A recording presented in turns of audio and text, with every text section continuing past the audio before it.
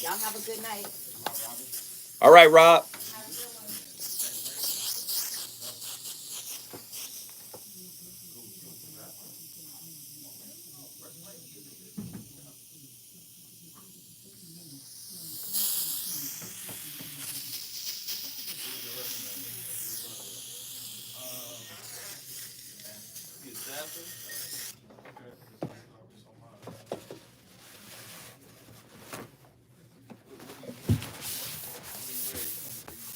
What up, y'all?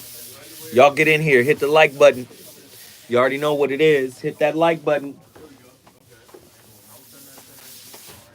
It looks like our algorithm is crazy again. Don't trip. Everybody, please hit the like button. Follow the leader at KBLA 1580. We've got a lot to talk about. Keep following the leader. Follow the leader. Follow the leader. Follow the leader. Follow the leader.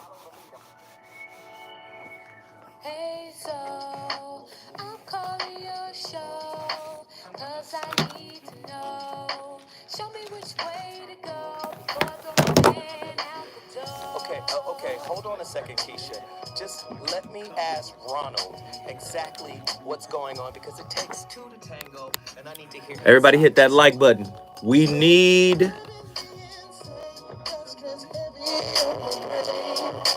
the algorithm to pop. Everybody hit that like button.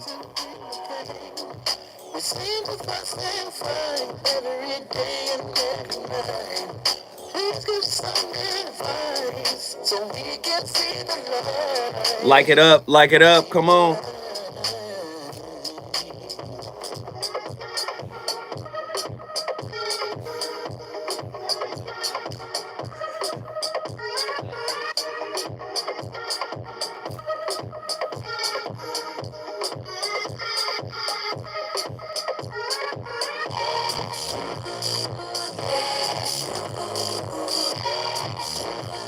Everybody hit that like button. Let's go.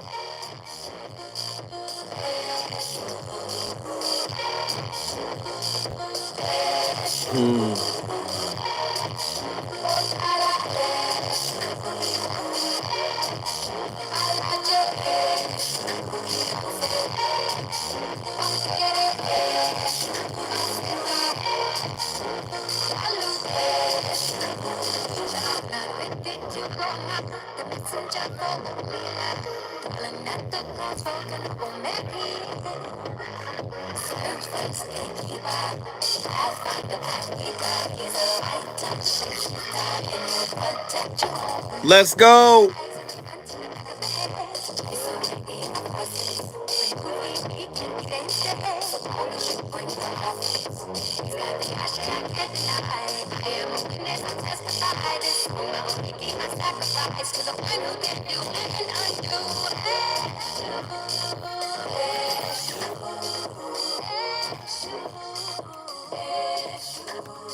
You heard the video this morning talking about narcissists and lies. A big part of lies is overt, of like, let me lie to your face, and then covert, let me just keep something back. So today we want to talk about these aspects of lies of omission, how narcissists uses lies to be able to hide, to be able to deceive, and to be able to just pull back just enough information to be able to get by. Now, whether this is on a certain aspect of like, let me hold this back so I don't feel bad, so I don't get caught, so I don't get in trouble, so I don't have shame or guilt or look bad or whatever it might be, there's always this aspect of pulling back. Maybe you have this aspect of like, you feel like he always left something out of the conversation. Like there's like a gap in the time frame. There's like something that happened. There's like a difference. There's even an energy or a focus of like, wait a second, something seems wrong. Maybe there's the aspect that you felt like your gut told you something. Like, I just don't feel right. Something about this seems off. Today we're going to talk about lies of omission, some of the tactics and excuses, and then how to be able to solve it. Like what to be able to look for and be able to process going through. So lies, we see this a lot, right? Narcissists love to lie. I love to lie because I wanted to be able to get away with what I wanted to get away with. I wanted to be able to be a person that I thought I was, even though I wasn't demonstrating that or acting or showing that on a consistent basis. So you have narcissists out there that are going to lie, to cheat, to steal, to deceive, to do anything they can to avoid the truth. They're going to do anything they can to be able to run from this truth and anything to avoid the guilt and the shame that comes from it, the shame that it causes. Now, sometimes people are like, narcissists don't have guilt, they don't have shame. They do, but it's very small. It's very microscopic because they have to be able to get away from it as fast as possible. It's like you're boiling a pot of water on the stove and you go and you accidentally stick your hand in it as you're going to grab the spoon and you jerk your hand back out. It's because it hurt, right? It's the same concept that a narcissist feels when they're engaging with guilt and shame. It hurts. I gotta get away from it. I gotta run from it as fast as I can because I can't engage with the truth because of what it reveals about myself. So as a result... So listen. The voice of reason returns, man. And listen, what's really happening, which I absolutely love, right? What's happening is topics are coming in from all over the country, specifically Houston, Texas. But topics are coming in from all over the country, specifically Austin, Texas. But topics are coming in from all over the country. People want to have real conversations about how to engage in relationships. Now, let me explain something to you about healthy relationships versus unhealthy relationships so you can understand where this topic is taking us. Being able to talk and share, right, with one another is part of the relational dynamic, the dyadic dynamic, right? Being able to share your truth. No one's ever questioned it. No one's ever stepped in and said, why is it that we have to wait a certain amount of time before we start really having real substantive conversations? Well, the real reason is because people don't want to ruin the relationship. They don't want to ruin the connection. You got to remember that first 18 months is called the honeymoon period or the enhancement bias. So typically people are really afraid of showing their true self. So we're really conditioned to lie, to posture, to pantomime, to perform in that 18-month window. It's really sad, but that's simply the game, how we've been conditioned to play it. And the reason why we're having this discussion is because most people can't recognize mental illness within themselves or within others, right? Most people have no idea of what they're looking at, okay? So the big piece that comes up from this particular topic, listen, tonight's topic, the bridled tongue. Now this cuts both ways. A mechanism for image control and mass protection. Well, the way relationships are set up in America today, you should not reveal so much of everything in the beginning. That's just how it's set up, right? We have a concept that's called oversharing, where we share too much. We share too much too soon, right? And that's because you might not like what I'm about to say. That's because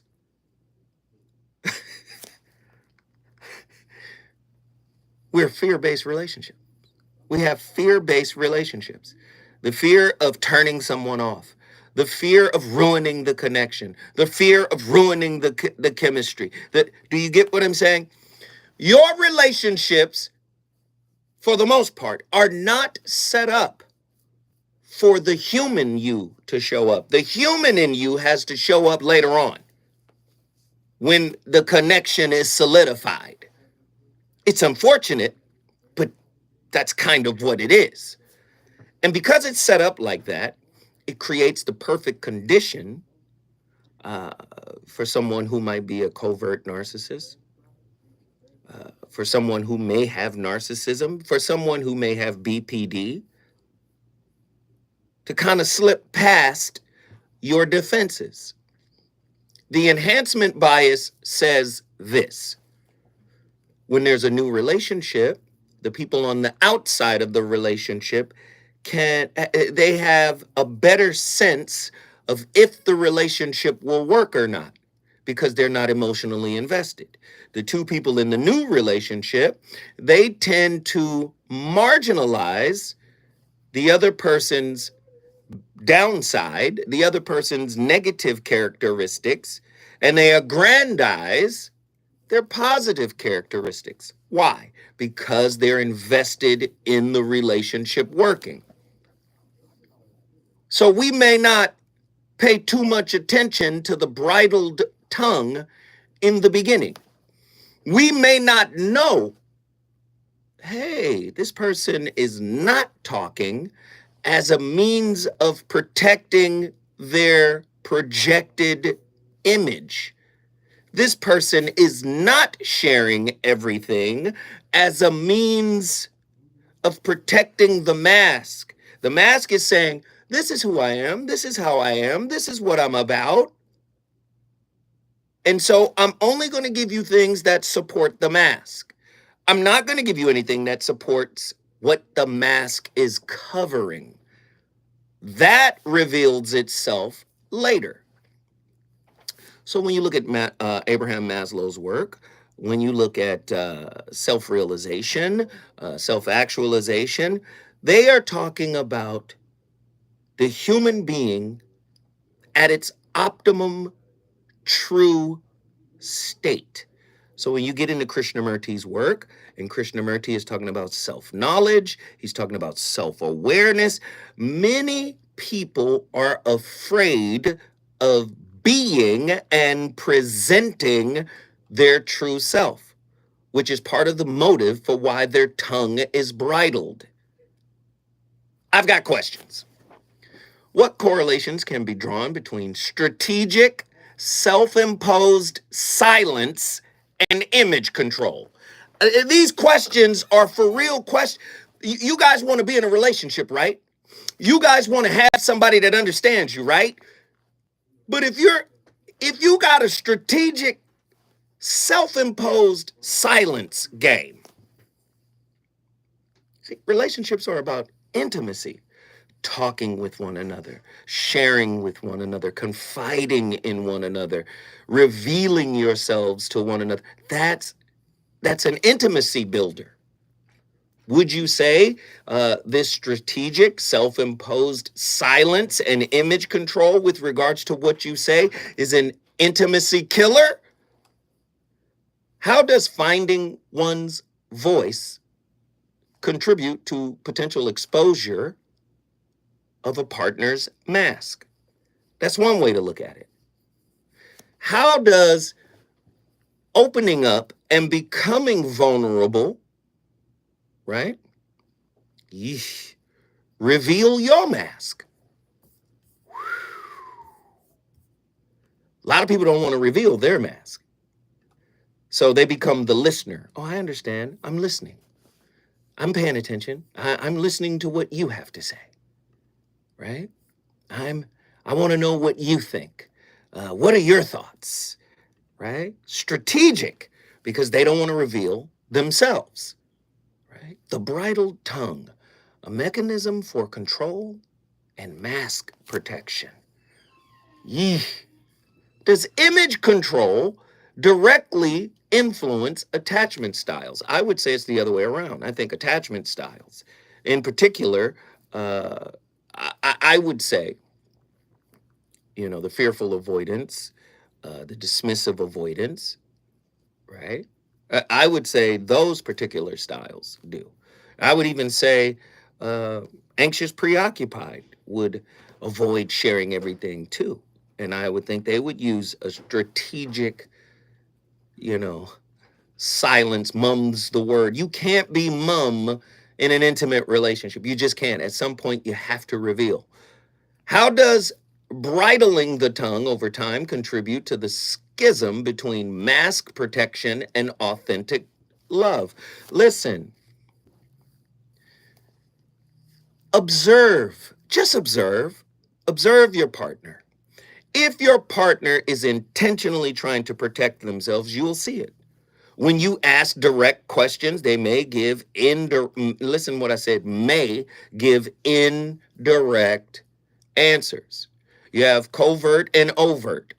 They might just overtly say, I don't want to answer that. I don't want to talk about that.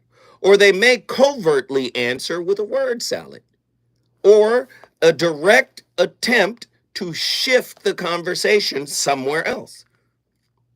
Yeesh. Is keeping the peace merely a function of mask protection and sustainability? Yes, they get evasive. Sometimes they might get defensive, right? Whose mask is being protected most when it comes to bridling the tongue? You know what's interesting? You got a lot of people who say, I don't feel heard or I don't feel seen. But you're moving in the relationship in a clandestine way. How am I supposed to see you if you obfuscate your intentions? If you muddle your intentions intentionally? I know y'all not ready tonight. The bridled tongue. I think it can be good in some instances, especially when you're angry. The bridled tongue is perfect. But if you're trying to hide a worthiness wound, a shame wound, if you're trying to hide some insecurities and you're in a relationship because you want closeness, but you're doing everything in your power to reject closeness, ooh, where are we now? How does the concept of the bridled tongue intercept with the notion of self-imposed silence as a tool for image control? I want to know, have you done it? Has it been done to you? When we come forward, the voice of reason, back on a Monday night with another slapper.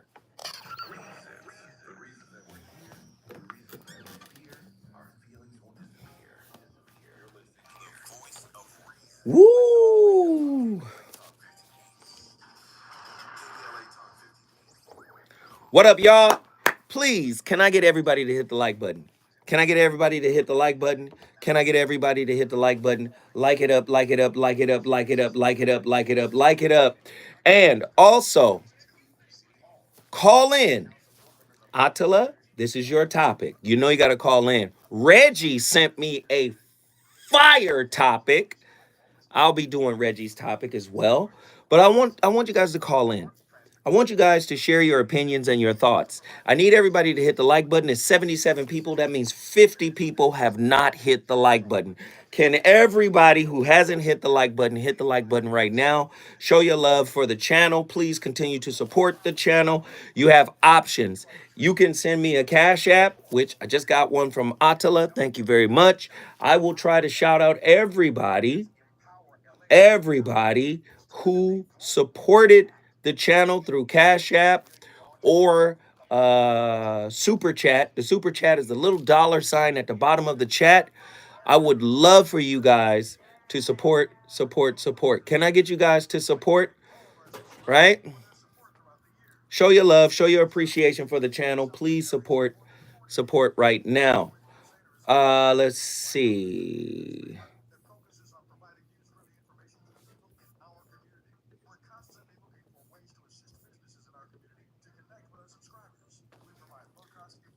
Carlton, what up? Thank you for the like, brother. I appreciate it.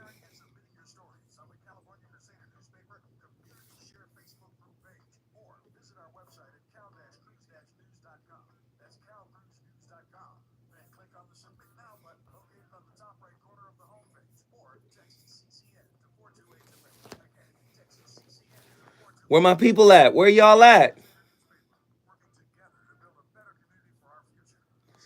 The sooner I can get you on, the quicker we could get through those calls. Let's do it.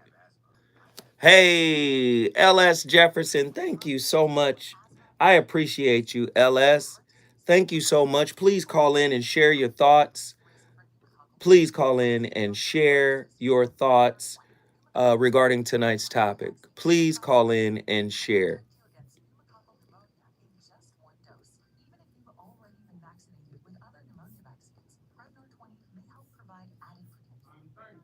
Live in 30 seconds. Here we go. Carlton A, thank you, man, for the $5 Cash App. We appreciate every single bit you guys are able to share. We appreciate it. Thank you so much. Please continue to hit the Cash App. Please continue to hit the Super Chat. Show your love. Show your support. Here we go.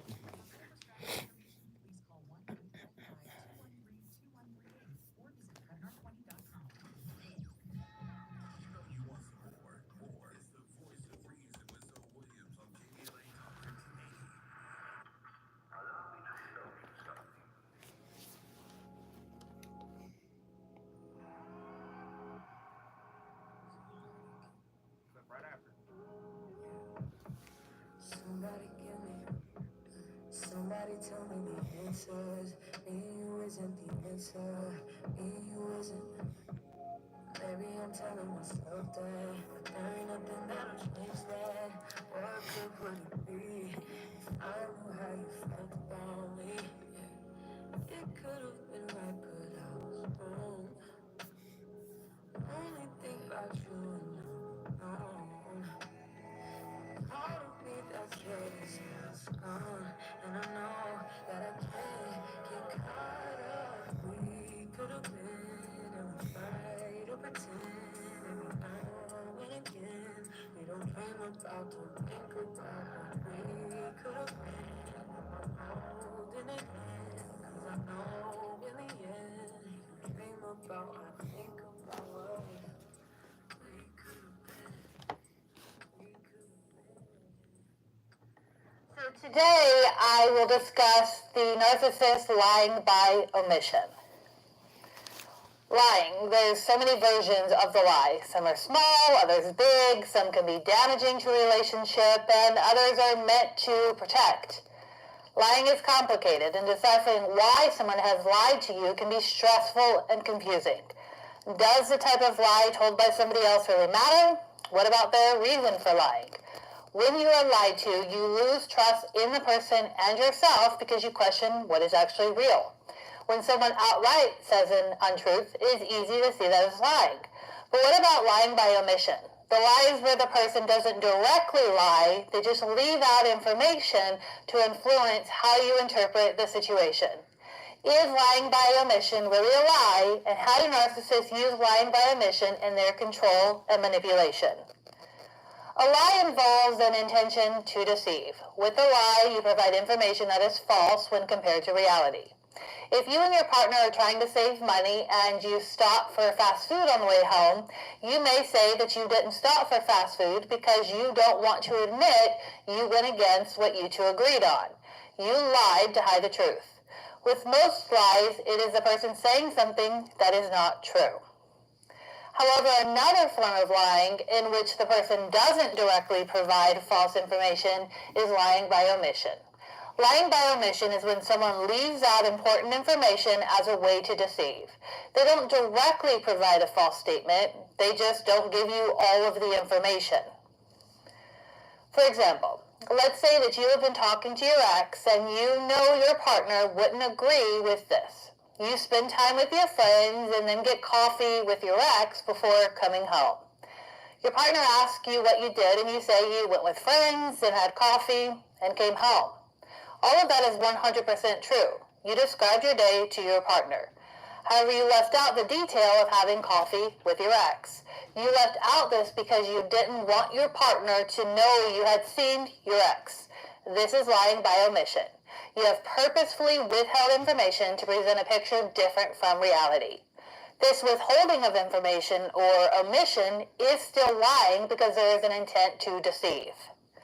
Lying by omission is still lying even if you didn't directly tell a falsehood.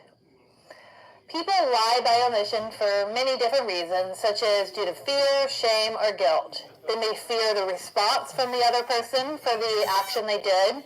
They might feel shame that a truth will be told. Listen, is that the technique that many women use? That will enable them to say things like, women are better liars than men because they lie with the truth? I know. I listen. I'm just asking. I don't know. I'm just asking because I was in the lounge, in the cigar lounge the other day, sitting down talking to a group of women, and they all, every last one of them, agreed that women are better liars, yet don't lie as much. And I said, well, how can you be better at something without practicing it? They were just, we're better. You guys are not as smart. You guys don't think. You don't think it through. I think men are overt liars and not good liars. And I think the best male liars have been taught by some women. Call in. Tell me I'm wrong. I don't know. The bridled tongue. Many people refuse to share because they don't want to reveal themselves. Well, relationship is a space where you have to be exposed. You've heard me say this before. You got to get naked. Huh? Nzinga say you may be on to something. I know. The concept of the bridled tongue emerges as a powerful metaphor that encapsulates the delicate balance between self-expression and self-preservation. The bridled tongue akins to the reins that guides a spirited horse. It represents the conscious act of withholding words, thoughts, or emotions in order to maintain a carefully constructed image and protect oneself from the vulnerability of true intimacy. This metaphor intertwines with the active act of omission, where deliberate silence becomes a shield against the revelation of one's authentic self within intimate relationships. Listen, you have to be the true you, right? If you want a happy relationship, if you want a sustained love, you have to be the true you. How many people you know take as much time as they need to become their true self in a relationship? And I'm not saying anything is wrong with that. But when you wake up and it's 6 years later and you're only 35% into the true you, come on, man. Come on. You know, you're bound to be unhappy. You got 65% of falsity still in existence in that relationship connection. The art of strategic, self-imposed silence is a nuanced practice that intertwines with the intricacies of image control. By choosing when to speak and when to remain silent, individuals sculpt a facade that aligns with their desired perception. This calculated restraint of words can serve as a protective barrier against the perceived threats of judgment, rejection, or vulnerability. In this context, silence becomes a tool for shaping and preserving one's image in the eyes of others. A mask carefully maintained through the art of omission. Be honest with me tonight. Have you dated somebody like that? When we come forward, are you that person? We gonna get into it.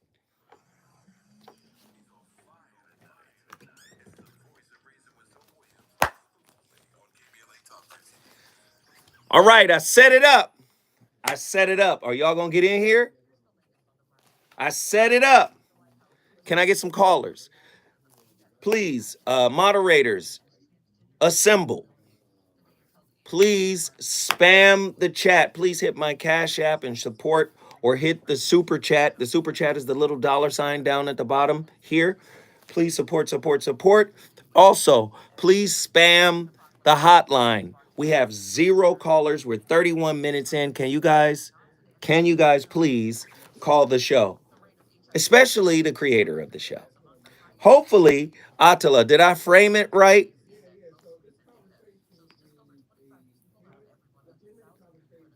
Is it framed properly?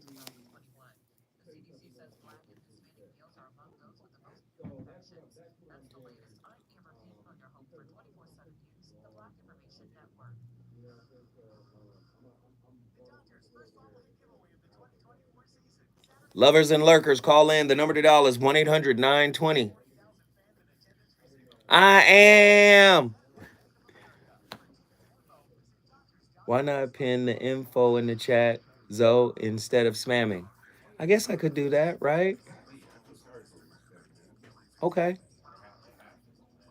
But I can only pin one thing at a time. Right?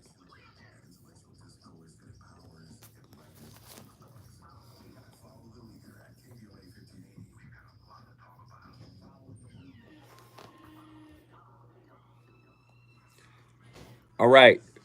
We're on our longest break. We got 4 minutes. If you guys can support, now's the time to do so. If you guys can support, now's the time to do so. Hit that Cash App so I can shout you out on the live. Everybody hit the like button. We only got 37 likes. Let's all get it. Let's get it in. Let's get it in.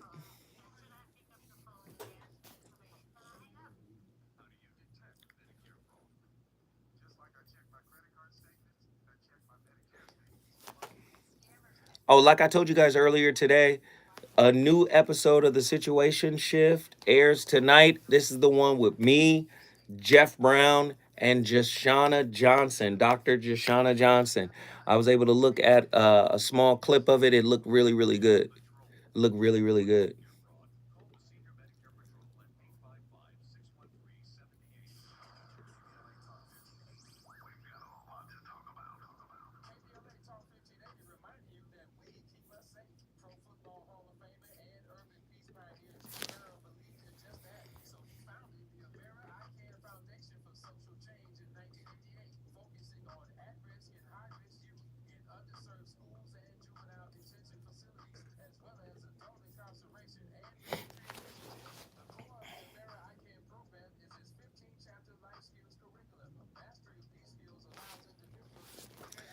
What up, everybody? Happy April Fools.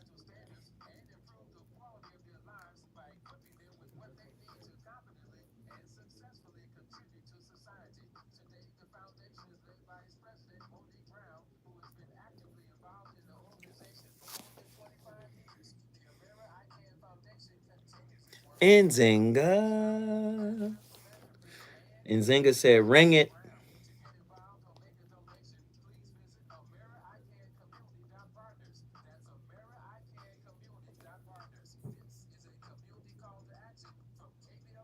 The Stogie Fund. That's cool.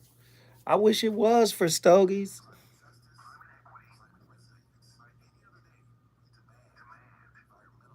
Cesar Chavez Day in the Bay. What up, what up, what up?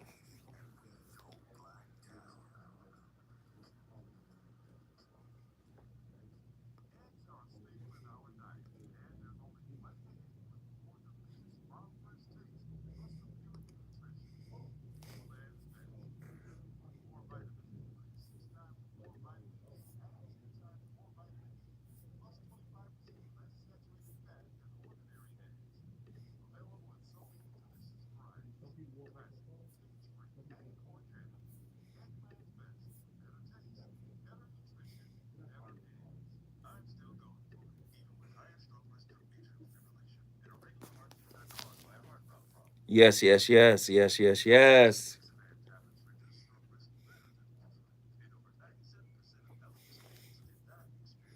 Hey, man, I love my mods. Y'all don't play at all. Y'all don't play at all. Yeah.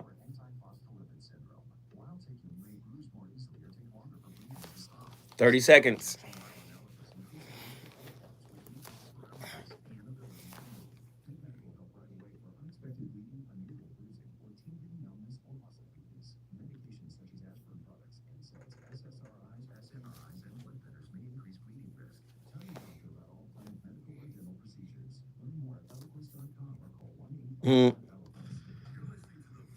Truemonger, thank you for the cash app, bro.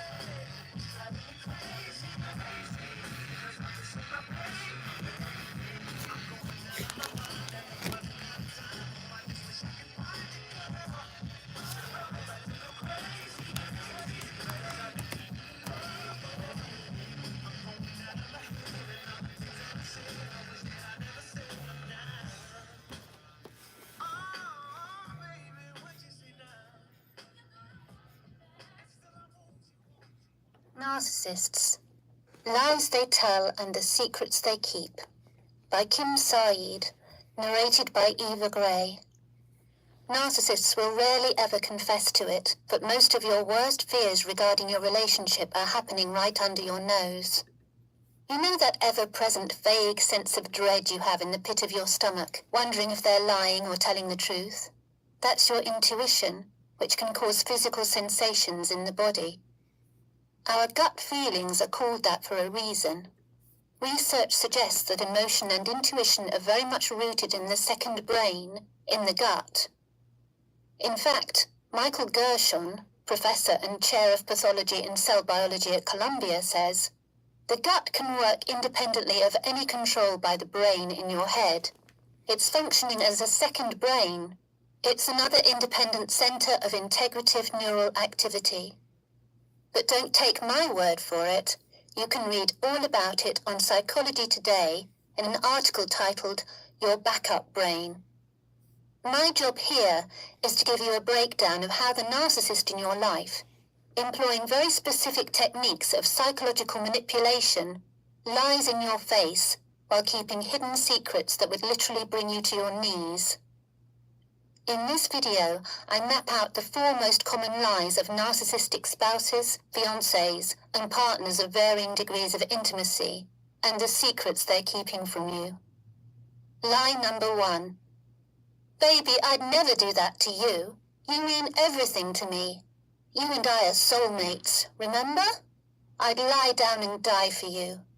The fact that you're even suggesting I've been unfaithful is almost more than I can bear. Hidden secret. They very much are doing that to you. Those texts they get at inopportune times, the hypervigilance in keeping a passcode on the home screen of their phone, the weird disappearances, those are all signs that they're still seeing their ex. In fact, they're telling them the same lies they're telling you. Don't fall for their excessive charm and candy-coated untruths. In fact, you may want to start writing everything down so your logical mind can make connections and see patterns that your brainwashed mind is sweeping aside. Lie number 2. I never made that promise to you. I have no idea what you're talking about. It's clear that you misunderstood what I said. Or, I don't recall that specific conversation, but whatever I said wasn't meant in the way you understood it. Hidden secret. You do remember it correctly, and you understood it perfectly. This is a classic. Her voice was tripping me out, but some of the things she was saying might have hit home. See, let me just say,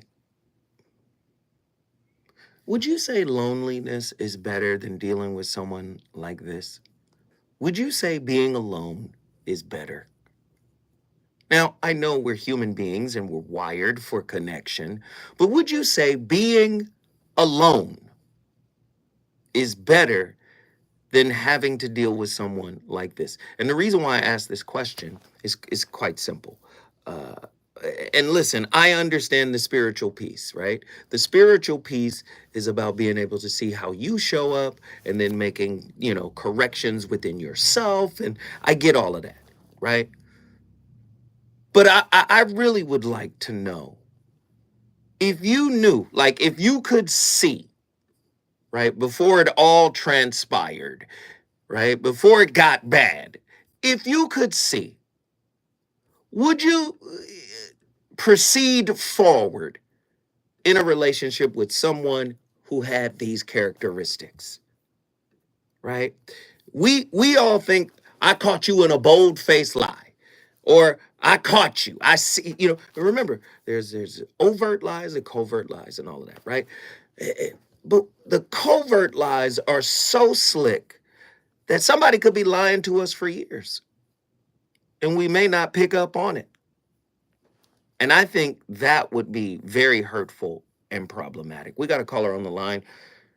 Attila from Houston, Texas, get in here. What are your thoughts on tonight's topic? Seeing that Hello, how are you? seeing that you delivered it to us. I'm good. How are you?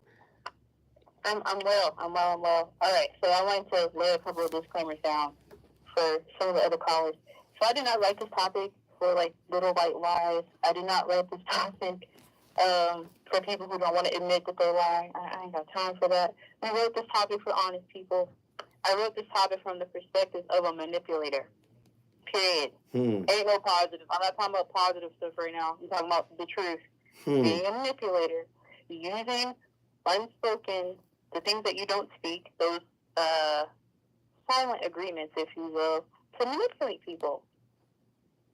Period. So, you want to talk about image control? Yes, go ahead. If you are a people pleaser or a perfectionist of some sort, and a lot of people try to use that as a strength, but that's a whole nother topic, you are a liar. Already. Okay. Right. Wait. Hold on. Hold on. You're telling me that someone who is just head over heels with their image, right? And they're trying to come across as, I've got it all together. I'm all together. Everything is in alignment. My life is good. I'm good. Everything. I'm blessed and highly favored. You're saying that's a liar? I mean, we all are. What's the highlight reel? That's why those are popular. It's easy access to lie about who you really are and what you're really doing with. Now, as you said, there are positives, or rather, protections to not revealing everything about yourself right away. I completely agree with that. But when we're talking about image control, meaning that you're trying to project a certain thing out to people, because everyone knows, for the most part, that people are more attached to the image than they are to the actual person. Even though we complain about it, deep down inside it, I think integrally we know that. So hence why that image is so important. As far as the mask, right? I think for people who don't want to tap into their emotions, who they really are, I'm talking to men specifically a lot of times, there's this like over-reliance on logic. Kind of like you spoke to this morning about the left brain, right brain thing.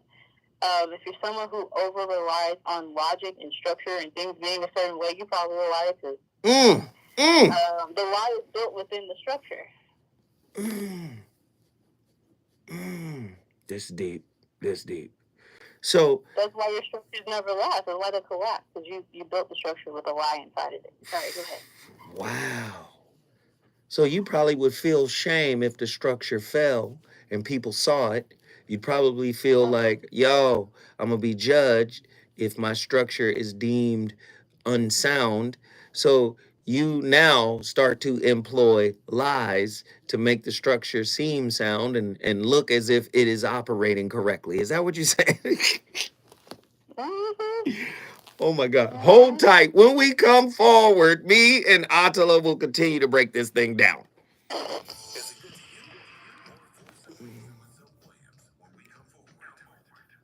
Wow.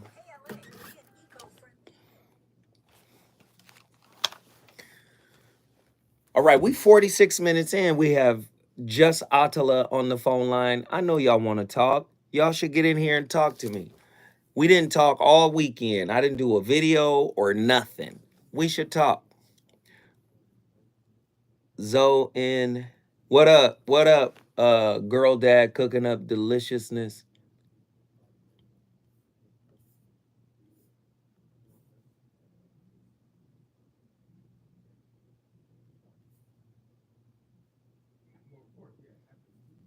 Nzinga, call in. K Love, call in.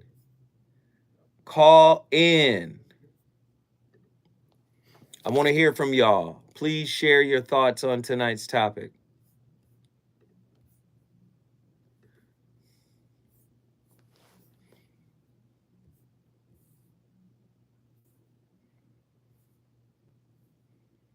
LS Jefferson, you should call in. LS be dropping jewels too. I love it. Call in. I have not heard or seen Tapped In. What up, Lloyd? How you doing?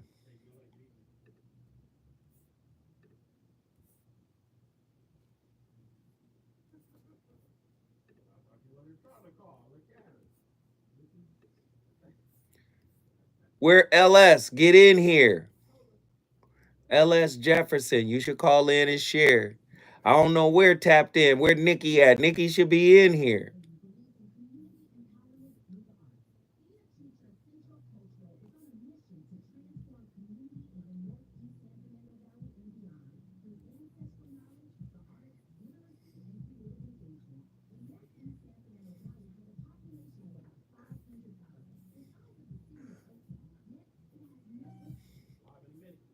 Live in 1 minute.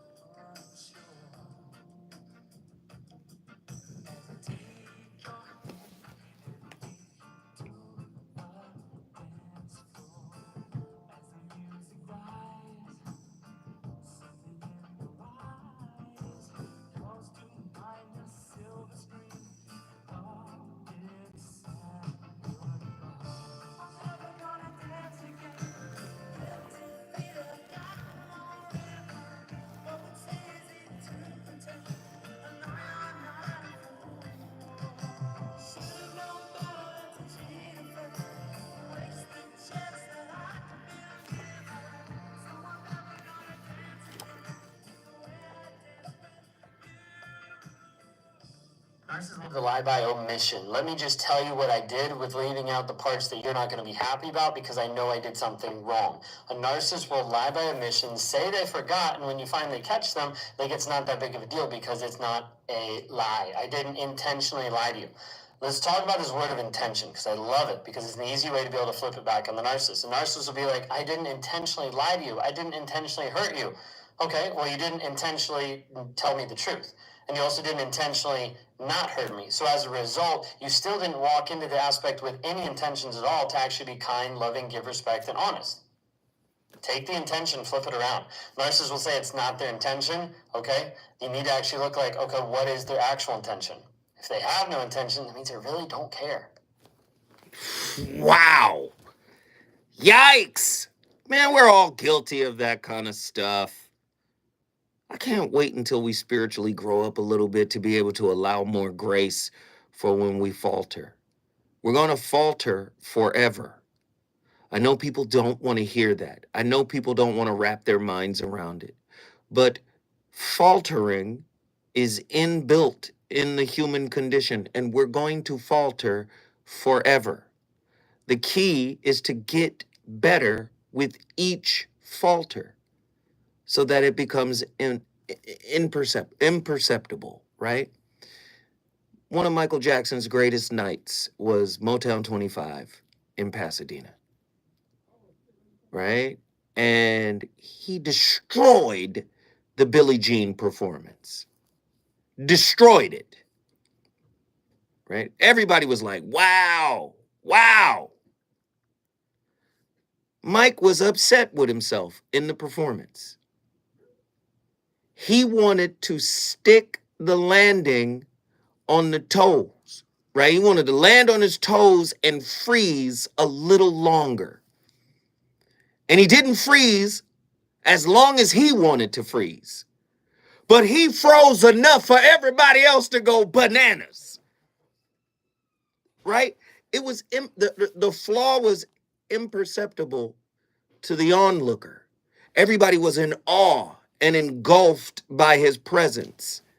But for him, something was wrong. He was like, I didn't stay on my toes long enough. And now the odd part is when you go back and watch it, you see that he didn't stay on his toes that long. Now you see the flaw. Just because he mentioned his dissatisfaction. Do you understand what I'm saying? We're always going to have some kind of flaws. You understand? When they finished recording the Thriller album, Mike went in to hear the final mixes and broke down in tears because the album sounded horrible. So he forced everybody back into the studio. They took another 2 weeks to remix it again. Then it came out banging.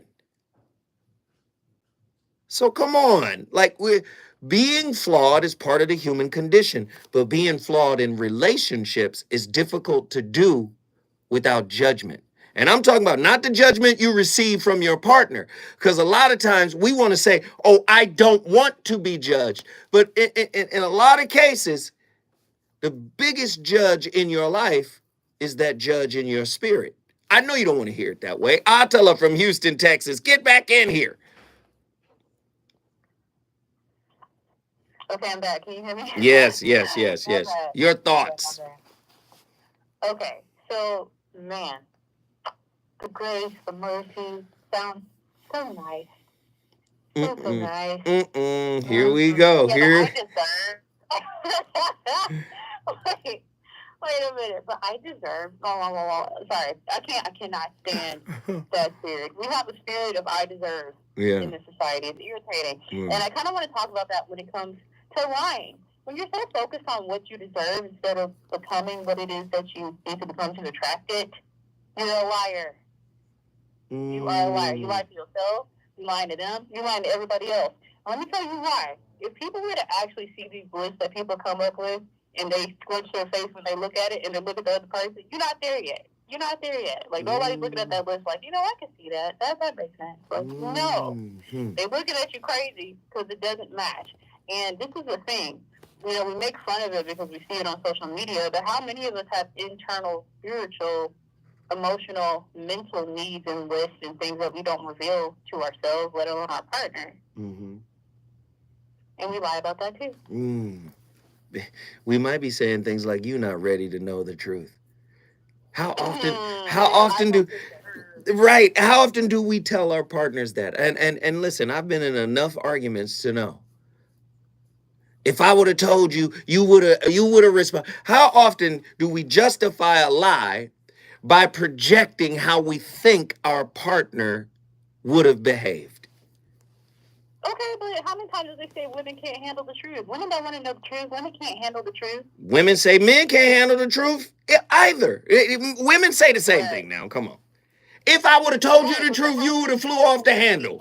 But that's the thing. Maybe the truth doesn't need to be handled. Maybe it just needs to be acknowledged. That's good. I like that. That's no different than trying to handle your partner, quote unquote.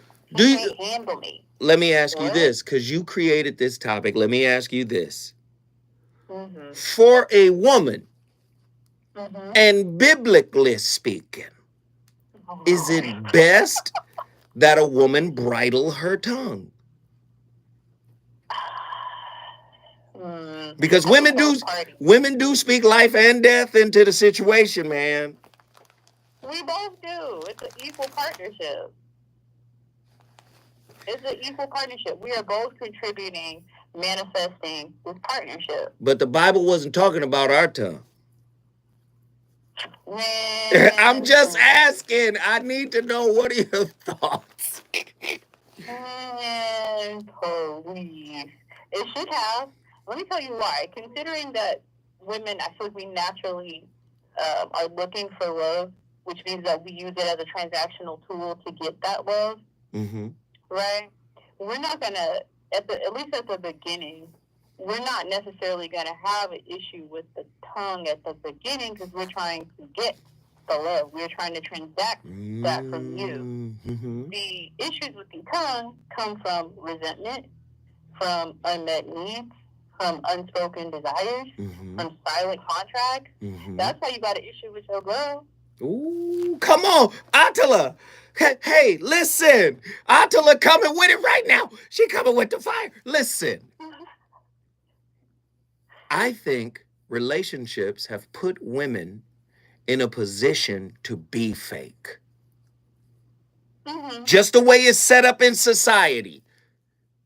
Women. I mean, that is true. Women. We also, we're willing to do that. Our friendships are fake. Ooh, come on. Girl, hey, sis. Our friendships are fake. She don't mean you no good. She probably trying to sleep with your dude, or she's trying to ruin the relationship so y'all can be single together. Let's keep it on fun. Wait, stay right there. Don't go nowhere. Don't go nowhere. Stay right there. When we come forward, we gonna keep it fiery.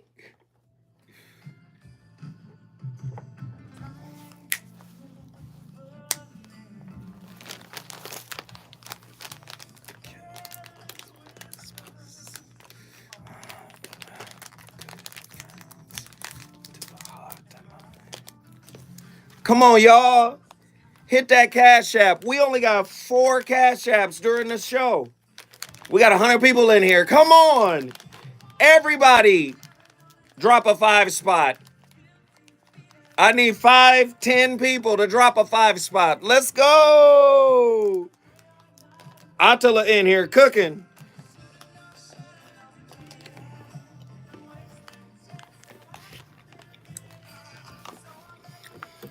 Attila in here cooking.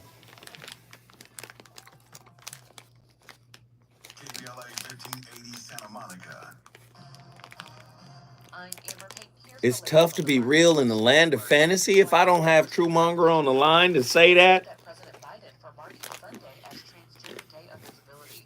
The day is held annually on March 31st and coincidentally fell on the same day as Easter this year.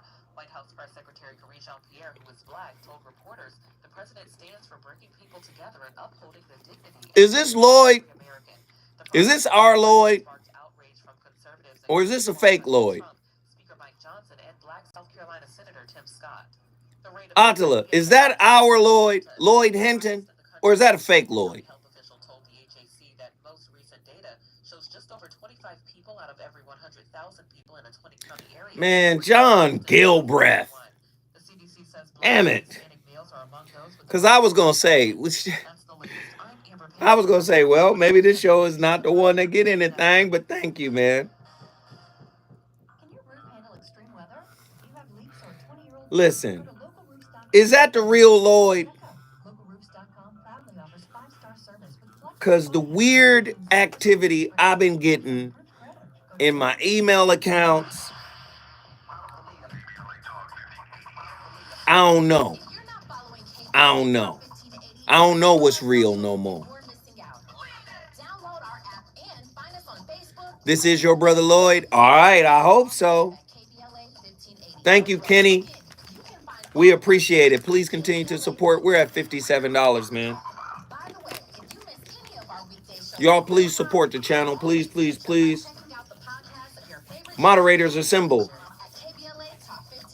Usually it say Lloyd Hinton. I ain't see that. The voice of reason. If your relationship is in trouble, I'm the dude to call. Has your soulmate become your cellmate? Does black love still exist? What are your bedroom turn-offs? Fantasies and fetishes. Financial infidelity. I'm dating a bad person. Are they worth the wait? Trust me, this is gonna be crazy. I'm about to do heavy stuff. The child wasn't his, and you still have to pay child support. It's a very heated topic. Oh, that's right. Mama's baby, daddy's maybe. I just have so many questions I want to ask you. I was like, is there something wrong with that? He told me he had a vasectomy. I'm pregnant. Betrayal has been committed. Hit you with a bad pipes routine. How does he maintain his homosity? So I sit when it pinches my neck. Why can't you open up, brother? I'm a karate man. Karate man rules on the inside. They don't show their weaknesses. Yeah. How do you write women so Lloyd Hinton, thank you. Thank you, brother. unreasonable? I'll share with you today technique that covert or vulnerable narcissists use. It's their special crazy-making weapon that they use to abuse their targets. In order for you to understand the weapon, you need to understand a little bit of the structure of the personality that's coming with that weapon. So we say online, on YouTube, on the forums, we say covert, but actually in the literature, it's fragile. Or sometimes it will be described as vulnerable. So this was to express that it was in opposition to the previously defined narcissistic personality disorder, the grandiose narcissist. And they were saying, wait, there is a type of narcissist who's fragile, who's vulnerable, who will show weakness, who's not the alpha male, the alpha female, top of their class. They'll actually be vulnerable and actually promote feelings of vulnerability. Why is it important for you to understand their fragility in terms of the structure? Well, because if they don't come from this particular structure, the weapon that they use won't work. So when we're talking about fragile or vulnerable narcissists, how would we define them? Briefly. So within 30 seconds, the way that I would define somebody that you would be saying was functioning from a fragile narcissistic personality structure or strategy would be somebody who is cycling. So they're constantly in a cycle of elation and depletion. Unlike the grandiose narcissist who has a ready supply of narcissistic a ready supply of narcissistic supply, so they're on a fairly continuous steady burn of elation, the fragile or vulnerable narcissist is failing all the time to get that supply. He gets it, he loses it. She wins it, she loses it again. So they cycle between elation and depletion. So therefore, they're more moody, generally speaking, than the grandiose narcissist, but also you'll see them cry. You'll see them fragile. You'll see them vulnerable. They will say sorry. They will apologize. But ultimately, they're only cycling as they're trying to get back up to a position of power. Because everything that this personality disorder is all about power over others. The power of the grandiose narcissist might be to bully you or to reward you. It will be something that is done in the light, Yang style. You will see it coming. Do as you're told, or else you're going to get smacked. Man, this is crazy. And I don't mean it in a negative way. I mean, this is just a lot to deal with. You never know who's coming. You never know what they're coming with. And when you start seeing signs like this, what do? Do you tell your partner, hey, let's Let's go get some therapy. What do you do? Tonight's topic, the bridled tongue. We already know the benefits of holding your tongue, especially when you're angry. But what if you're holding your tongue as a mechanism for image control and mask protection? For a lot of people, people don't understand Carl Jung's work on the mask, right? The mask represents persona, the persona of self, the ego. Whoever goes to himself risks a confrontation with himself. The mirror does not flatter. It faithfully shows whatever looks into it, namely the face we never show to the world because we cover it with the persona, the mask of the actor. But the mirror lies behind the mask and shows the true face. So now we have this methodology of protecting the mask. We don't want to show the real. We don't want to tell the real. We don't want to speak the real because the real causes us to feel exposed. Tonight's topic, the bridled tongue, a mechanism for control and mask protection. Heavy topic. We got the topic's inspiration and idea, the one who created it, Atala from Houston, Texas. Get in here and give us your final thought on this. Okay. My final thoughts. I just wanted to share one last little tidbit in regards to us women and the way we be lying. Or the way in which we are, let me say this carefully, the way in which we have been conditioned to believe that lying is a substitute for getting what we want. Wait, what? No, you don't get to just slide that by us. Say that again and give us context for what you mean. I feel like as women, we've been conditioned for believing that lying is okay to do as long as we get what we want, period. Wow. Think about it. Okay, it starts real young when you're little and your mom is like, okay, if you wear this dress, and let's say you hate dresses, you know you hate it, but she's like, if you wear this dress, I promise I'll give you some chocolate ice cream. We're like literally engineered to be little manipulators. Hold on. We are engineered to be real manipulators. Just like cats are real cute, but they will claw the heck out of you. It's no different. We are very, very similar. We look very innocent and docile, and as much as men complain about it, you helped create it. But wait a minute, can you say this construct is exclusively for women? No, I mean, men have their version of this as well. It's not a gender thing. This is bi-directional, right? Mm-hmm. But on the topic of women, because I can only speak from a woman's perspective, I don't speak for men. Mm-hmm. What I can tell you and what I've experienced is that, you know, those of us that tend to be very successful tend to know how to use that dark triad pretty well. That's all I'm saying. Now I'm mad. Now I'm upset. You didn't peed me off. Now let me ask you a question. Do women take more care of their masks than men do? This is I wouldn't say that. Okay, I mean, what is game? So give us a different. So now I want to know. Do you guys have a different methodology for taking care of your mask than men do? I think men can just go get more money, and that we'll pour that into the mask.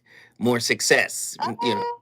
Like, what do you guys do to maintain the mask? Talk to me. I mean, that's the topic. We bridle our tongue a lot of times, but it's strategic. That's why I make that question about strategic silence. I've done this on numerous occasions. I will purposely not speak or say something in order to guarantee a certain outcome, or at least to send a certain message. Because we know we can't beat you with brute force, but I can always mess with your mind. Ooh. That's always. Wait, hold tight. This is getting good. So you telling me that men, when it comes to communication, right? When it comes to communication, men are taught to be communicative brawlers. Go out there and knock them out. Women are taught to be communicative counterpunchers. You can say that. I think this is why, for example, in the corporate world, you'll see a lot of men like over-talk women, right? You could overtalk her all day, but I guarantee you she probably got the one up on you. She might have that promotion that you want too, since you think you're cute. I'm just saying, like, I think we're just very adept at adapting to situations that a lot of men would not be able to, because they're constantly, again, over relying on logic to get them places. And the thing is, you can't logic an illogical person. Like, you can't, like, there's no way to, like, think critically past somebody who's illogical. It's just not going to happen. And so I think that's why, too, when it comes to female narcissists, they're so good at it because they know how that man thinks. They've already got him mapped out.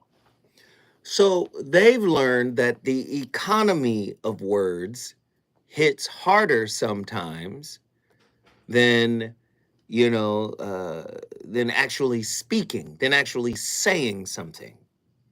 Is that what you're saying? Absolutely. Absolutely. Man, absolutely. A lot of times what you don't say is stronger than what you would say, depending upon the situation. So let's say you're in a situation where you've had an argument with your partner, right? Like, so you picture it, you're in the house, y'all sitting together, you're mad, you're not talking, whatever the case may be, right? I might not say nothing. I might put on a certain outfit or something and just walk out the door. And it might be something that I know that you wouldn't approve me walking out the door with. But I'm sending a message. I didn't have to say nothing. I changed the whole temperature of the entire room just based off doing that. And I'm saying this based on things that I've seen women do. My mama do, my aunts do, my grandma do. Like, I've literally seen this type of stuff, and it's unfortunate because a lot of times that type of treatment and way of thinking transfers onto the children. Because there's really no off switch for that type of behavior. So you're saying children can model omission? You can model it. Wow. You can become someone who's, like, overly obsessed with truth and, fairness. And, I'm sure people like that who get really, really obsessed about what's fair and what's not fair. And they are very much so black and white. Where do you think that comes from? Wow. How their life is Attila, guess what you just did? Houston in the building. Houston, Texas is in the building. If you want to bring your city in the building, all you got to do is call me at 1-800-920-1580 when we come forward. Pensacola, Florida, Hawthorne, California, Oakland, California. You're up next. Call me right now. Wow.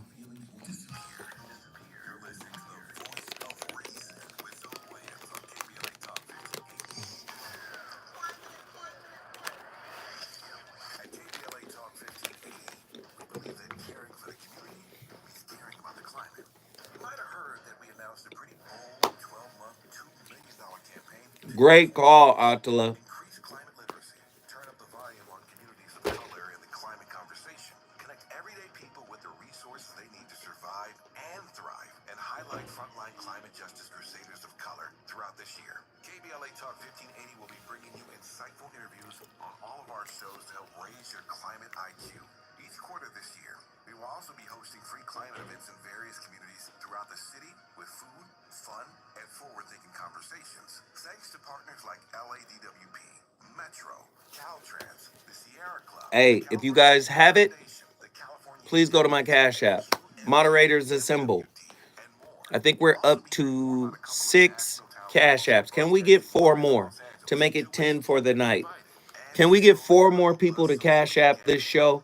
If you think this is a good show, if you think this show is informative, if you think this show has given you some perspective and some insight, please show your love. We're at 5734 on the super chat, which is the little $ down at the bottom of the chat. That's how people support the channel specifically. But if you want to send your support directly to me, moderators assemble, you can put my Cash App, or you can send it directly to my Cash App.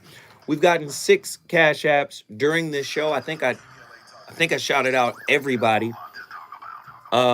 Definitely, if you want to participate, please hit my Cash App. It's $ Zoe What Netter. Show your support. Show your support. Show your support. Downtown LA came together and acknowledged the problems that existed in their community and made a commitment to do something about those problems, to together, organize, and become a force in the community that demands change. Civil rights and preventing the criminalization of poverty are their core projects. In addition, they take on women's rights, the human right to housing, and healthy food access. LA Can also has projects focused on economic development, civic participation, voter engagement, and community media. While downtown LA remains their home base, with a particular emphasis on the Skid Row community, we try to get people to show their support. Thank you, John Gilbreth, always coming through strong. If it wasn't for John Gilbreth, we would be at $7.34, but we appreciate every nickel, every penny for people that support this channel. Hey, Reggie's topic, y'all gonna love Reggie's topic. It's so good, I remember it. Elevation, thank you. Thank you. Elevation hit us, sent us a Cash App, $1. We appreciate it. We appreciate it. Don't get it twisted.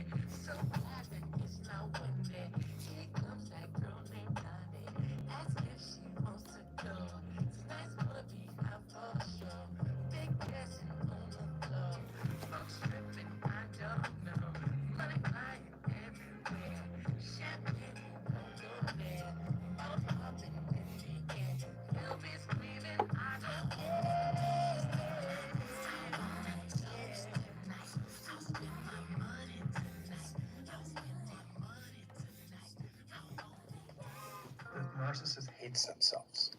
They, if we look at and I discuss this in my book, and most of what I talk about is in my book, they endured a childhood with unspeakable, tremendous trauma, abuse, neglect, deprivation, violence, and the trauma was so severe, the abandonment, the harm, the child had to find a way to survive, and they had to push it down deep, far away, dissociate, so that they mentally could survive. And that is the genesis or the beginning and the explanation for a personality disorder. And they bring that into their adulthood. So underneath the narcissist is self-hate. And most of them can't get there. But most people who've had experiences with pathological narcissists who have successfully broken away, or have watched them get fired, or watched them go to prison, they have these moments where there's a window and it opens, and it's never for a really long time, where you see the inside, and they cry and they beg and they talk about who they really are. You know, I need you, don't leave me, I'm nothing without you. So I have a name for that. It's called the Humanization Trick. And that is to turn on the display of being sad, hurt, remorseful, guilty. They start talking about their childhood. One of my most viewed videos is the 12 things narcissists do should you go no contact or terminate a relationship. And he goes through every single step. And around number 6 or 7, when none of the previous steps worked, they do the humanization trick. And they start to show these human traits. And should you be codependent? Listen. I'm not saying everybody's narcissistic. We all have our narcissistic tendencies. But I'm not saying we're all diagnosably narcissists. What I'm saying is, even your pastor could have some of these traits. Do you still think he's a man of God? Do you still trust him to lead you to a deeper understanding of God if he lacks self-awareness? Watch when we get to spiritual narcissism. Watch when that show pop off. But do you understand what I'm trying to tell you is the way we look at relationship is incorrect. We see it as a safe haven. And what I'm trying to tell you is it is full. It is a wilderness of baggage. Why? Because humans are inherently flawed, even the securely attached ones. Do you understand? Even the securely attached ones come with something. Do you understand? And I'm trying to get you guys from my failures, from my mishaps. I'm trying to get you guys to walk into relationship with the ideation of, I want to see how I show up. I want to see how they trigger me and what comes up from that. Then once I recognize it, because I'm consciously paying attention, I would like to journal about what I need to work on me with, right? What I need to work on me on, right? You know what? I shut down. You know what? I stonewall. You know what? I gaslight. You know what? I lie. I need people to show up in relationship that way. Because the way we are programmed to show up in relationship is, number one, we front like we're all together. That's number one. We front like we got it together. We front. I've fronted. My fronting has cost me. I'm sure your fronting cost you. But here's the difference. Our fronting costs at different moments. Sometimes we're required to pay up front. Sometimes our fronting enables us to put a down payment. But eventually you got to pay. Sometimes that fronting comes all together at the end with a balloon payment. Listen, you gonna pay for fronting.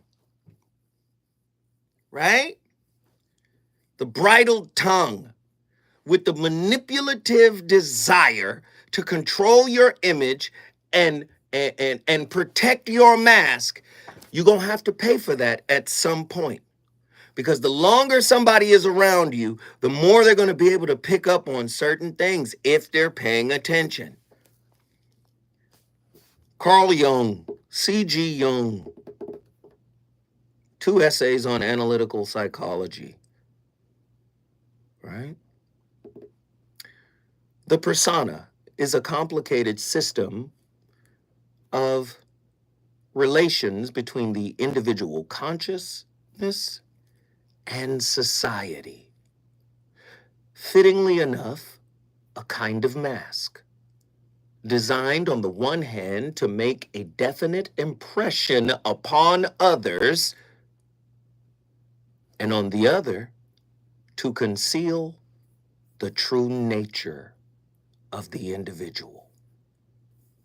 This is who you're relating to, people. Let me read it again, because maybe it didn't resonate. The persona, which is another word for the mask we wear. The persona is a complicated system of relations between the individual consciousness and society. The society of the home, the society in which you live, the neighborhood, the city, the country, wherever the school. Do you understand? There's an interplay that the mask is saying, where is my culture? Where's my tribe? Where's my society? And let me fit in. Fitting in is a lie. Do y'all hear? The persona is a complicated system of relations between individual consciousness and society. Fittingly enough, a kind of mask, designed on the one hand to make a definite impression upon others, and on the other to conceal the true nature of the individual. C.G. Jung. Do you know you wear your childhood mask to your unhealed caregivers They see me a certain way, so I got to behave a certain way, and I got to make sure that I don't ruin the image that they have of me, and I want to make sure I continue to project a certain image that they have of me. Do you see what kind of prison we put ourselves in? And then I'm going to talk to my partner and give them bits and pieces of omitted information so they're not really in the know of how we interface. It ain't hardly no butt naked people in relationships today. And those are the healthiest ones, where you're butt naked. We got callers on the line. Let's get them in here. Nzinga's been on the longest. Get in here, Nzinga. What are your thoughts on tonight's topic? Hey, good evening, Mr. Bill. How are you? Oh, I'm just riled up. How you doing? I'm good. Thank you for asking. And also thank you for being the sacrificial lamb for all of us as well. Yeah, man, I got to do it. Now, am I in the right direction when just because I feel it kind of when she said, putting on that certain thing and leaving the house, that made me, is it safe to say that's like passive aggressive? Could be. Instead of like maybe you're doing that because he's promiscuous. So instead of addressing the promiscuity, you rather lead him to believe that you're going to see somebody when really you're going to Target or Walmart. But I do believe that that's intent, like the intent behind why you do what you do. And if you're trying to elicit some type of response, then I would ask, what is the intent and what type of response are you trying to elicit? It would sound like jealousy because maybe your woman is jealous. And then also I wanted to ask, when is bridling one's tongue necessary? If you could break that down, because sometimes I feel like it's not always when somebody's venting or, when your man is upset, maybe it's time to kind of maybe hold back and not say anything. So I wanted to hear your perspective on when it's necessary to bridle one's tongue. First off, I've read a book, 30 Days to Bridling the Tongue. So yeah. So first off, you already have the answer to this. But first off, many men, and I'm not saying all, so you guys already know I use some but not all, some but all. But many men are not really adroit at communication, especially when it comes to their emotions. So I really believe men need to learn how to bridle their tongue when they're upset. And I think women are probably a little bit better at men, or better than men at doing that. I think they can bridle their tongue in the heat of the moment better than men can. Although there are some women on the flip side that turn up when you turn up, that match your energy, you understand what I'm saying? But I do believe women are better at understanding the scenario, like, hey, this is a dangerous situation. If I turn up with him, I might, contribute to a situation. Right. I might turn this into something crazy, because a lot of men really haven't learned how to process their emotions. Stay with me, Nzinga. When we come forward, we're going to come back and finish answering your questions.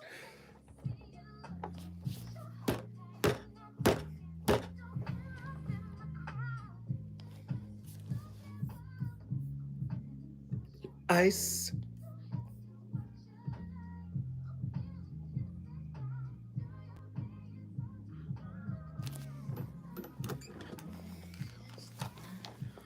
Where are we at, party people? All right, now's the time. Now's the time. Now's the time, guys. I'm on a 6-minute break. Y'all want to support the Cash App? Now's the time. Thanks, James. Thanks, James.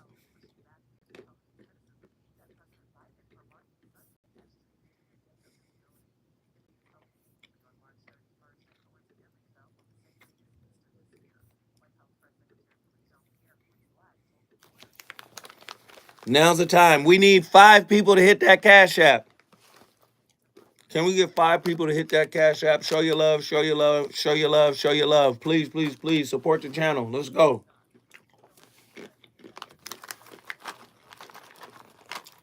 Let me tell you something.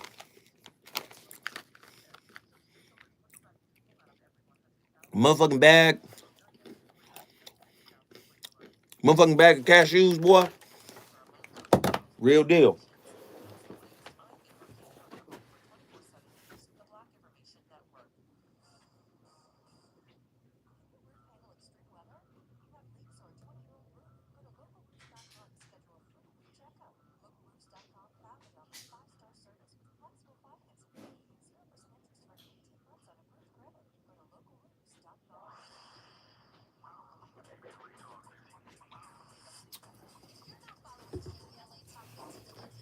What up?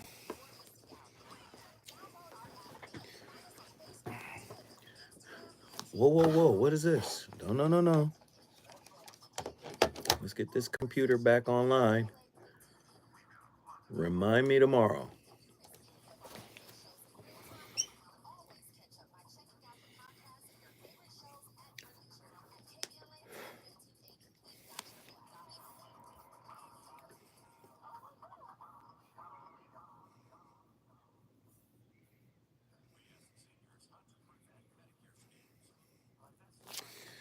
Shit, okay. I can't miss this one.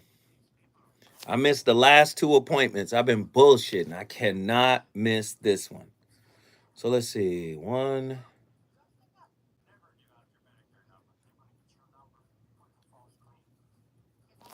Lloyd Hinton. Thank you, brother. You again. Thank you. Lloyd Hinton showing up big. Lloyd Hinton is showing up big. We appreciate that, man. $25. Thank you, Lloyd Hinton, on the Cash App. Again, if you appreciate the content, if you enjoy what it is that we're doing, please support. You can also support the Super Chat. We thank each and every one of you. This is a personal thank you to each and every one of you. Firstly, for showing up, okay? You know, thank you for showing up. You guys show up every day. You guys are excited about the topics. I feel like you guys are learning. Uh, uh, Many of you guys have gotten coaching from me. Um, Listen, I just appreciate y'all showing up the way you show up uh, daily. And I appreciate the fact that you can still see value in me, even though I'm flawed. You know, I talk about it a lot. You know, all the bullshit that I've been through, it's all been a process of me healing and changing and growing. And listen, I have not made uh, the best decisions in my life. I haven't made the best choices in my relationships, but one thing's for damn sure, uh, I have learned. Each time I fucked up, I have learned. And I've gotten better from that fuck up. The fuck up still hurt. The fuck up still disappoint, but I have learned to transmute those mistakes into personal growth. All right. So, yeah, I'm just excited. I'm excited that you guys are here with me. I'm excited. No, I appreciate that, Lloyd. I'm just excited that you guys show up and that you guys share and that you guys participate and you get involved. Do you understand what I'm saying?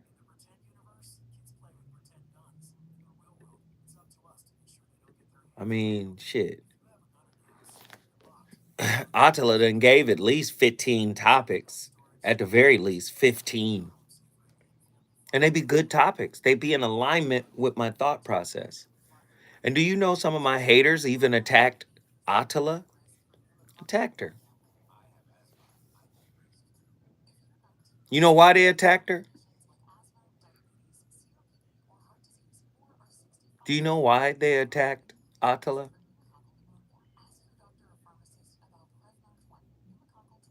Because they think Attila has what they no longer have.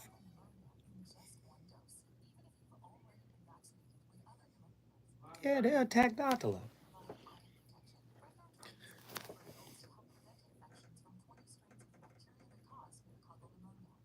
like leaving messages and shit on her page. Here goes Zoe's sneaky link. That's what they said.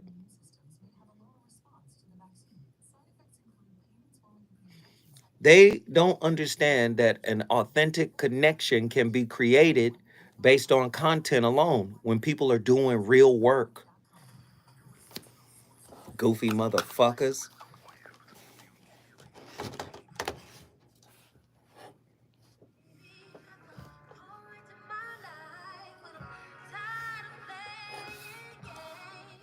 Clip right after.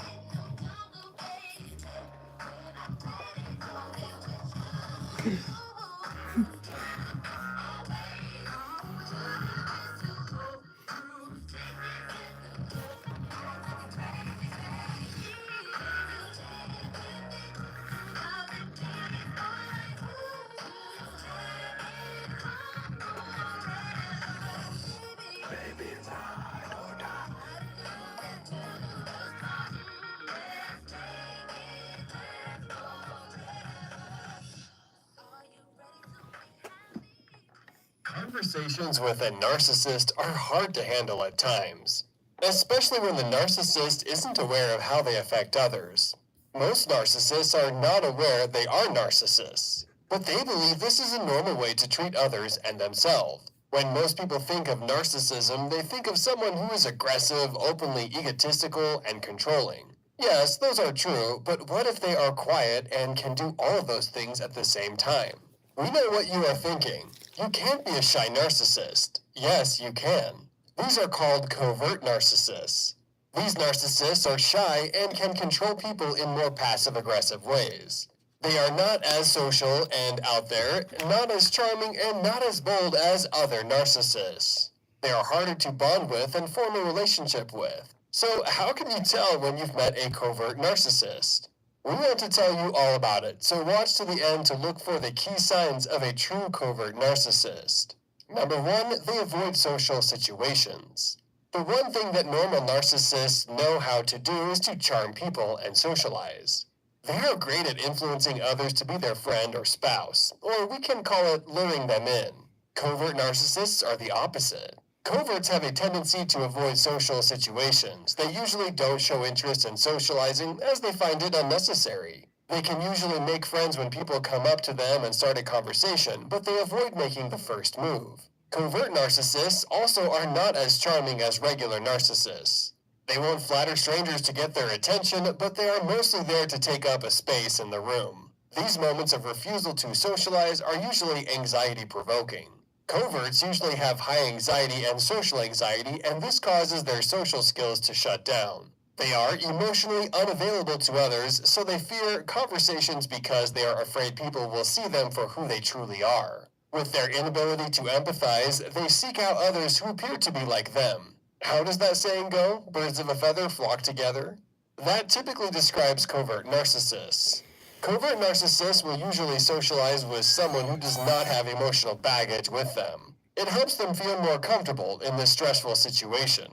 This is not saying that coverts will never socialize, which they will, but it's rare. Number 2, they get depressed frequently. It can be hard to imagine someone who has just a high standard of themselves getting depressed or sinking into a self-loathing pity party. Man, we on fire tonight. That's all I can say. We are on fire. The bridled tongue. Now, Nzinga was talking about a good time to bridle that tongue, to shut that tongue down. Yes, we know that there are many times where you should control what you say, because what you say can be viewed as inflammatory or incendiary, right? We know that. But what if a person is doing it maliciously to prevent you from knowing the truth of who they are, which was just detailed in the previous video? Nzinga, your thoughts? Well, they can only keep up that facade for so long. Like you explained, you said, somebody's 35% of who they really are, but that other 65% you'll never meet. You can only keep that up for so long. Mm-hmm. And it's going to eventually, you're going to trip up somewhere. Something's going to trigger you. You're going to see something. And then, all HE double hockey sticks is going to break loose. Mm-hmm. And then that's when the real you, or when you move in with someone, because we all know road trips and living with somebody is how you really get to know somebody. Yeah. So you can only pretend for so long. So. Man, Nzinga, you already know. You brought Pensacola, Florida in the building. I love you, Nzinga. I'm so happy to have you back. Thank you for being on the show. Listen, if you want to bring your city in the building, you already know what to do. The number to dial is 1-800-920-1580. We got LS from Hawthorne, California. LS, get in here. What are your thoughts on tonight's topic? So I got questions too, though, before I go on. Yeah. So this whole thing of the omission of truth, if you do not ask that person directly the specific information that you want to know, and they don't, tell or volunteer the information, is that lying? Is, omission of truth really another way of lying?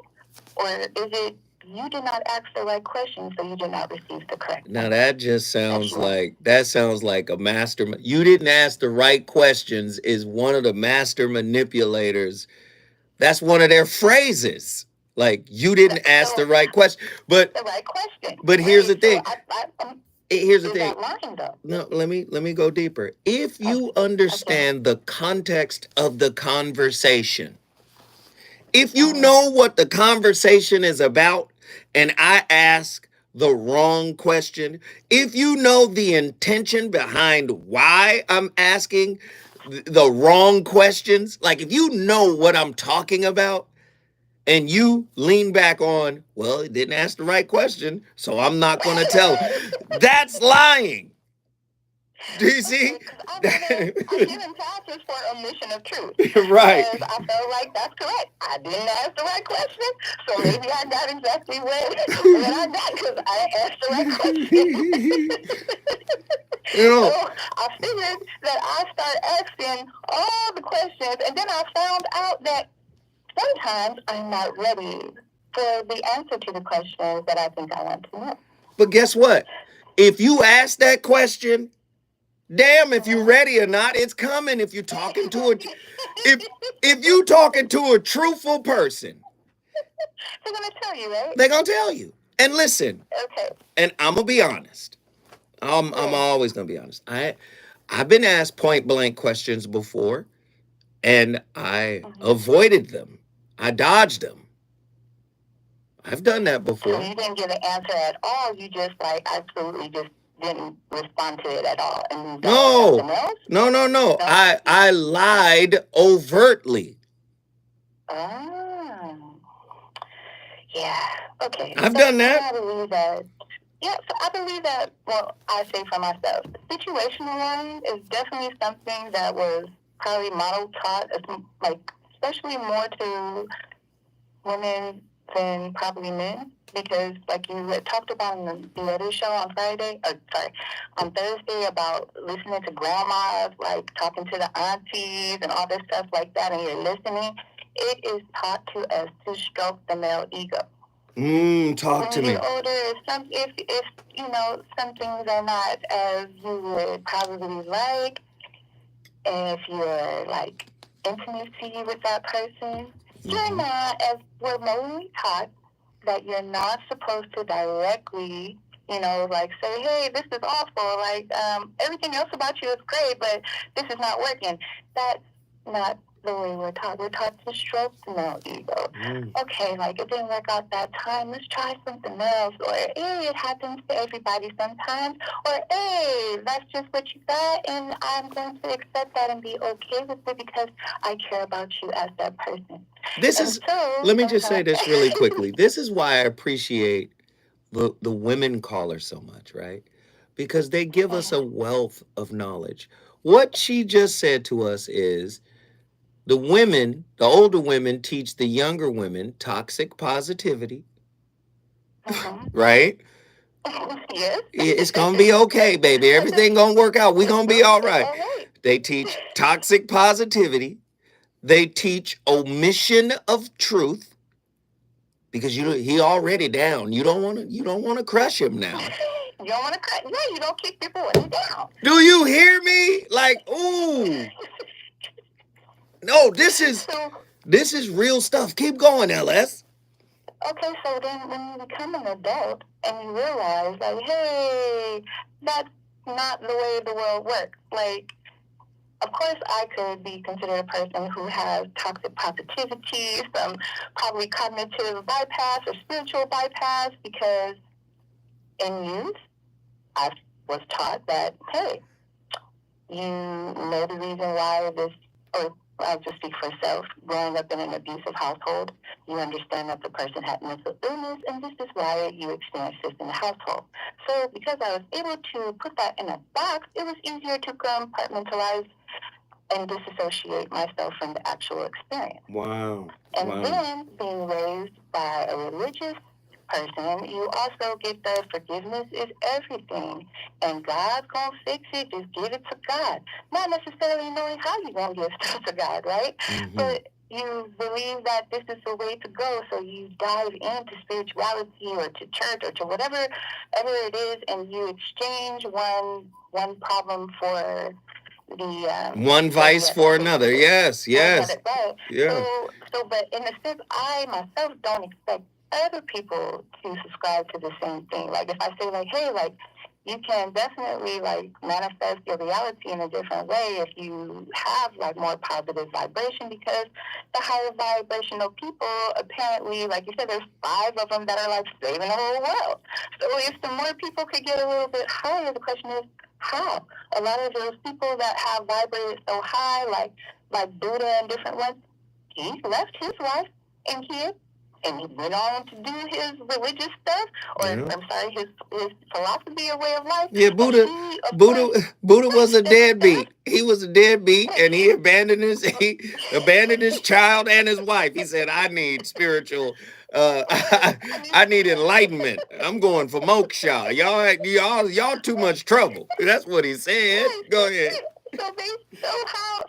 So basically, it's like trying to tell us, like, oh, if you really want to like enlighten and get out of here, you just can't have a real relationship with another person. But then the way that we feel is that relationships help to grow us in the lessons and teach us about ourselves. But then it goes to that place where I say, I believe we've all, they say like, you chose this life to be here. You chose your parents, you chose your lessons, you chose all this stuff before you got here. But a lot of people don't agree with that though, LS. A lot of people think that that's not real. Yeah. Right, of course. Everybody has a different concept, you know what I'm saying, of how they believe they are, why they're here, the reason they got here. Wait, LS, stay with us. When we come forward, we're going to let you wrap up your final thought. Then we're going to Dallas, Texas, and Oakland, California. Here we go.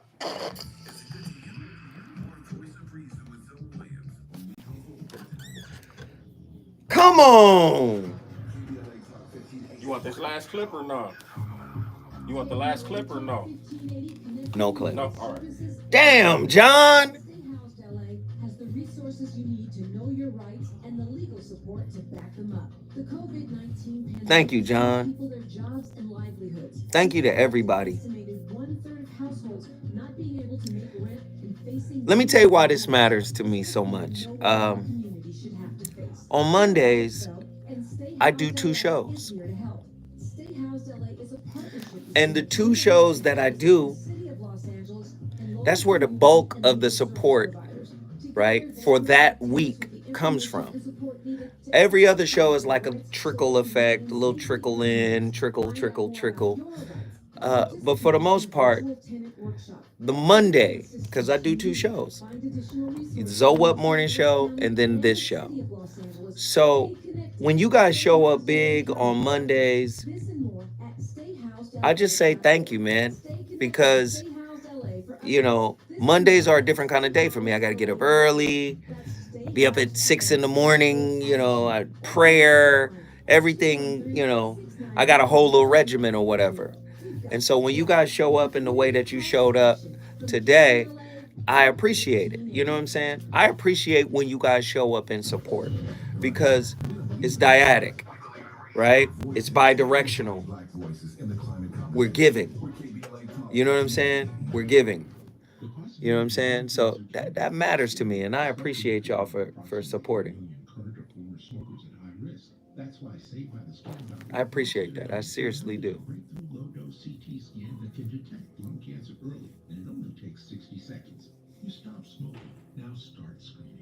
For an easy quiz to see if you're eligible, visit savebythescan.org. It could save your life. Savebythescan.org is brought to you by the American Lung Association's Lung Force Initiative and the Ad Council. I have a secret. And this show flew by quickly. This show zipped by relatively quickly. Let me see. I have been asking for 10 people to support the Cash App. We got 1, 2, 3, 4, 5, 6, 7. Can I get 3 more people? We got 7 people that supported the Cash App tonight. Can I get 7 people? Can I get 7 or 3 people? Sorry, we got 7 people. Can I get 3 people to go to my Cash App right now?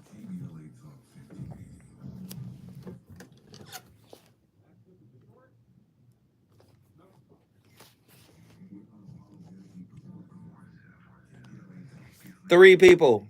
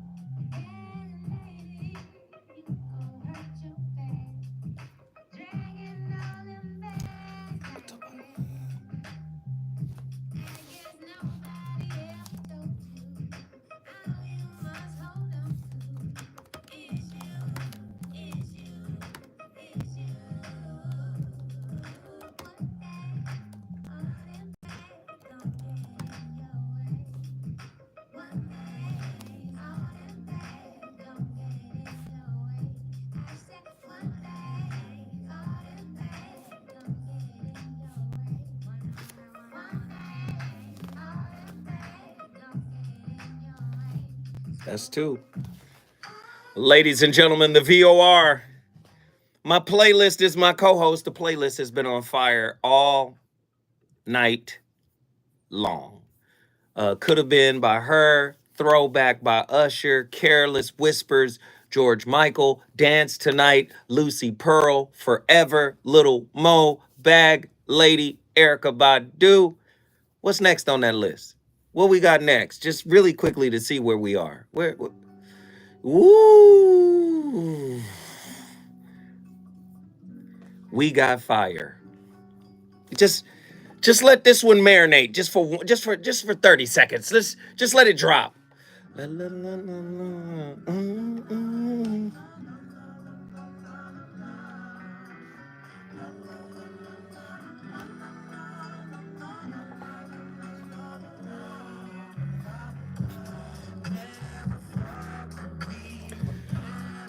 The voice of reason, live from KBLA Talk 1580.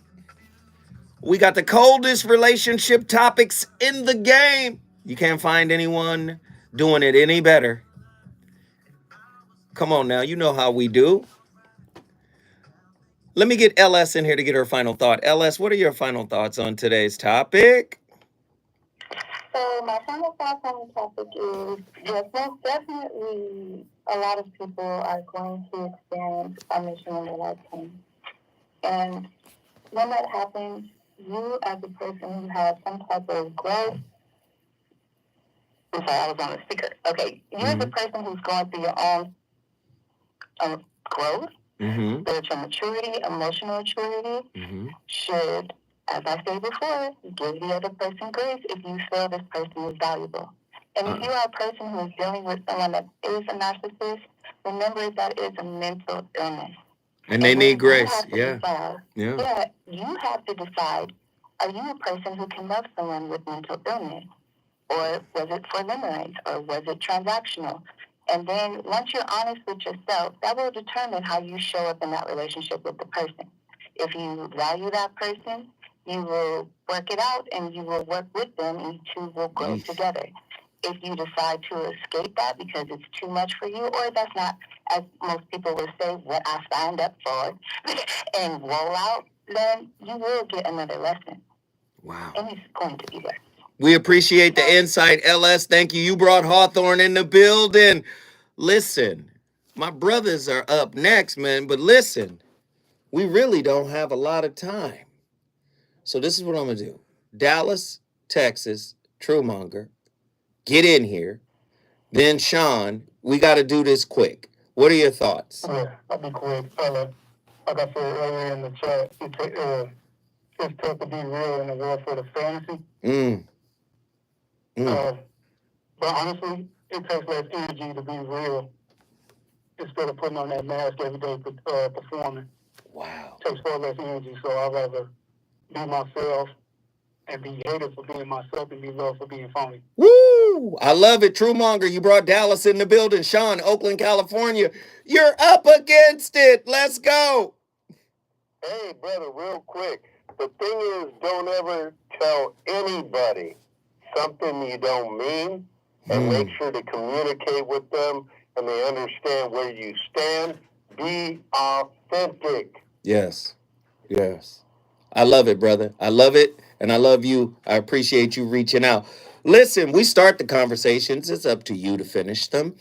We got nearly 400 episodes on Apple Podcasts. We've got, where else are they? Spotify, YouTube. They're everywhere. Listen, go support the shows. Leave a 5-star rating. I will accept nothing less than a 5-star rating. We appreciate everybody for tapping in. And don't forget, tomorrow I'll be back with another slapper.